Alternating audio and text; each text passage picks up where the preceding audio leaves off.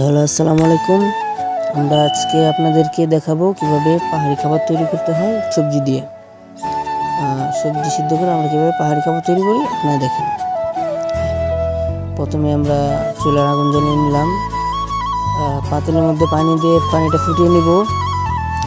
5 minute পানি ফুটানোর পর এই যে 5 মিনিট পানি ফুটানোর পর আমরা আবার দিয়ে দিলাম পুঁই শাক। তারপর দিব হলো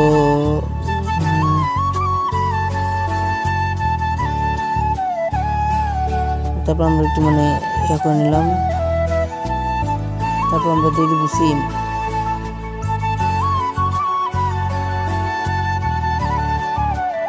তারপর আবার একটু নাড়াচাড়া করে তারপর আবার এই যে বেগুন দিয়ে দিলাম বেগুন। তারপর নাড়াচাড়া করে তারপর আবার আমরা পেঁপে দিব। পেঁপে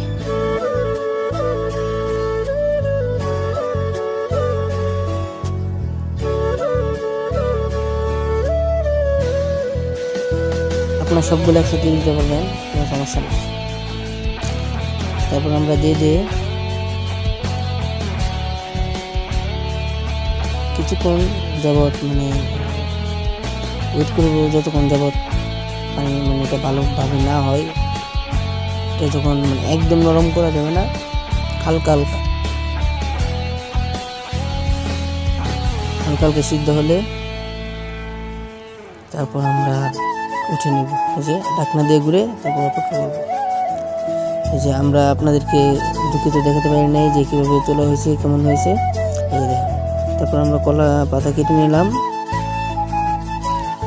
কলা পাতা কেটে নেওয়ার পরে আমরা পানি দিয়ে ভালোভাবে ধুয়ে নেব, কারণ বাইরে অনেক ধুলোবালি থাকে, যার কারণে ভালো করে ধুয়ে নেব। আমাদের কলা পাতা ধোয়া শেষ হলে আমরা আবার ওই জায়গায় পাতিলে মরিচ দিয়েছিলাম। তারপর ওই যে মরিচটা আবার নিচে দিয়ে দিব।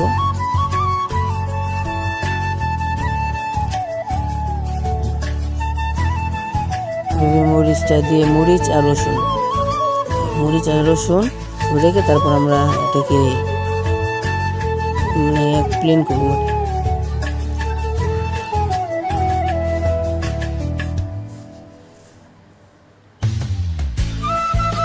আমরা ভালোভাবে প্লেন করে নিয়ে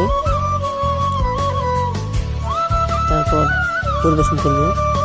আপনি দেখতে পাবেন।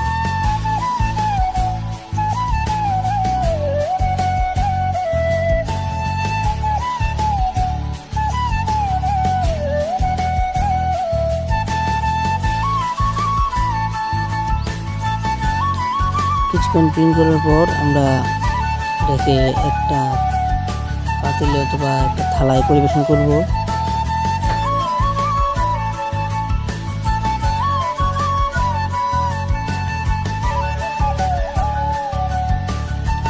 তারপরে আমরা চলে যাব যে কলা পাতাটা নিয়েছিলাম, ওই কলা পাতাটা চলে এলাম। এখানে মরিচ আর রসুন বাটা রেখে দিলাম।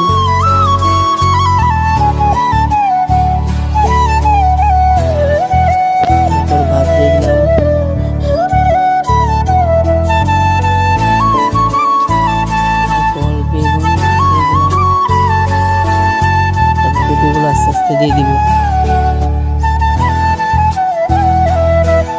তারপরে দিয়ে দিলাম সিম, এরপর পুঁই শাক। হলো আমাদের পুরা খাবার। যদি ভিডিওটা ভালো লাগে তাহলে like, comment, share and subscribe করে দিতে। ধন্যবাদ।